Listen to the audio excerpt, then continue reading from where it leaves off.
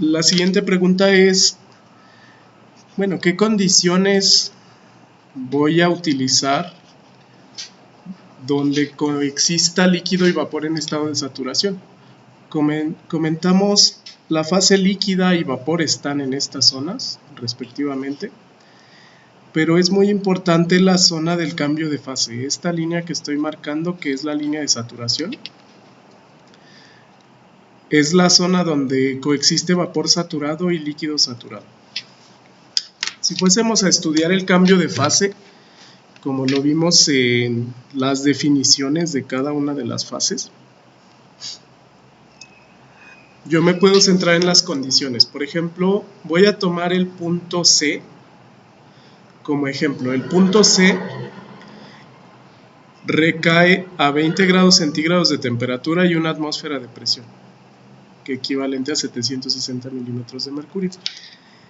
A esto le llamamos líquido comprimido o líquido subenfriado, como tal. De hecho, todas las zonas que no están en la línea de saturación, pero son líquido subenfriado. Si yo comenzara del punto C a calentar a presión constante, para moverme a presión constante es una línea horizontal.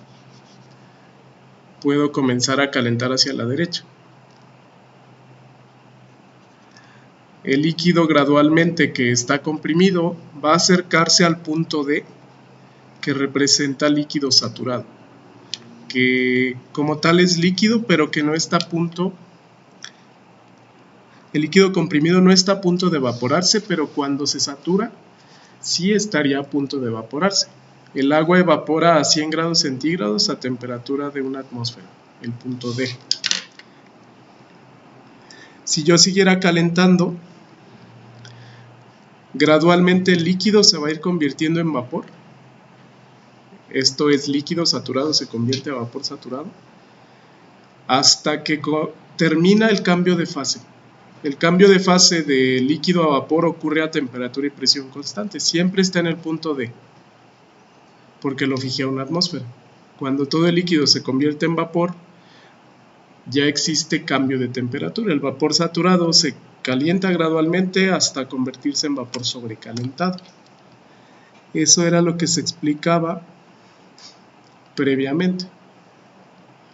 Sí, por ejemplo, este es el estado inicial, ¿no? Yo tengo líquido comprimido o subenfriado a una atmósfera y 20 grados centígrados.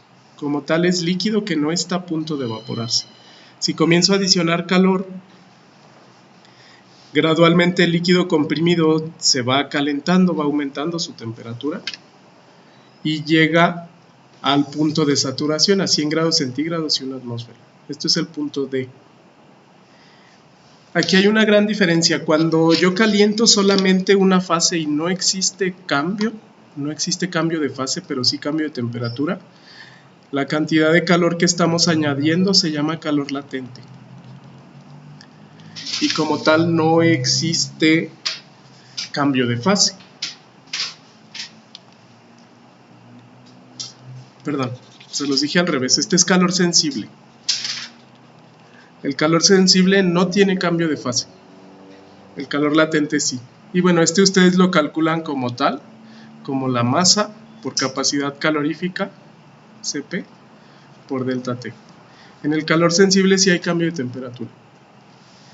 Entonces todo el líquido que estaba comprimido se calienta a temperatura variable pero presión constante hasta llegar a una atmósfera y 100 grados centígrados, que esas son las condiciones de saturación como tal.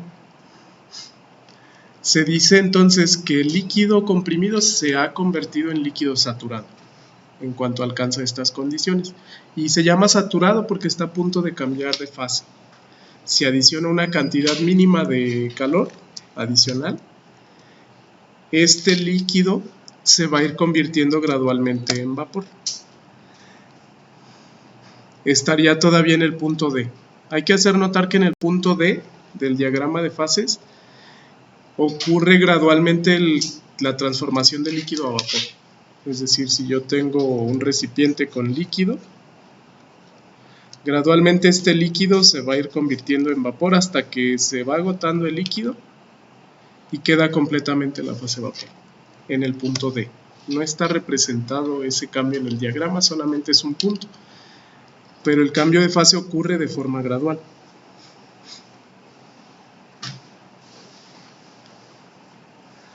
Aquí está siendo representado. Si el agua gradualmente llegó al punto de saturación, el líquido poco a poco se va convirtiendo en vapor hasta que se agota completamente.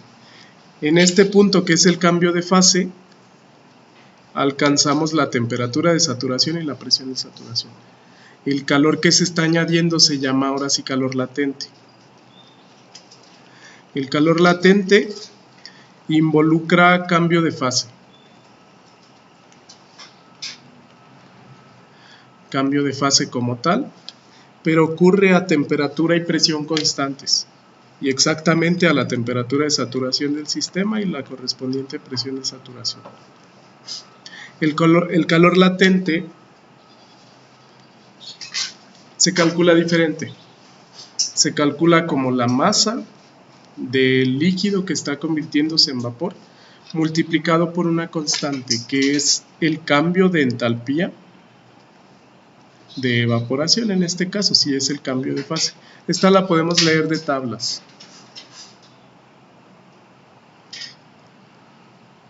Y eso es calor latente.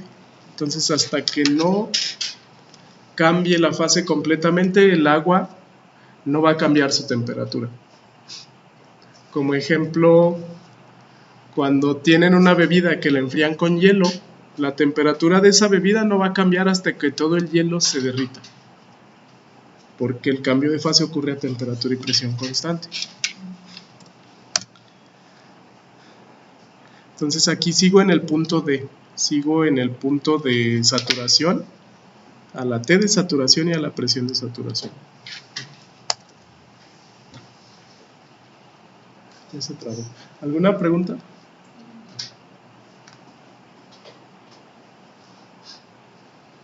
Bueno, ahorita que se destrabe.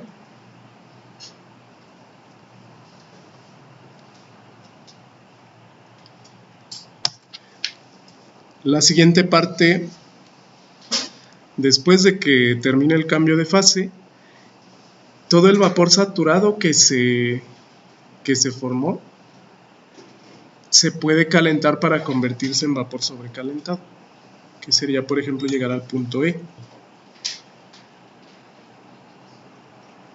Entonces el cambio de fase ocurre gradual, pero cuando termina el cambio de fase, todo el líquido ya se convirtió en vapor saturado. Se llama así porque es vapor que se encuentra a las condiciones de saturación y es vapor que se encuentra a punto de condensarse o de convertirse a estado líquido. Se dice que aquí termina el cambio de fase. Si siguiera adicionando calor, por ejemplo hasta llegar a 300 grados centígrados o a cualquier otra temperatura encima de 100 grados centígrados, el vapor cambia de fase a ser vapor sobrecalentado. No está en su punto de saturación, sino que está a una temperatura más alta o bien una presión más baja.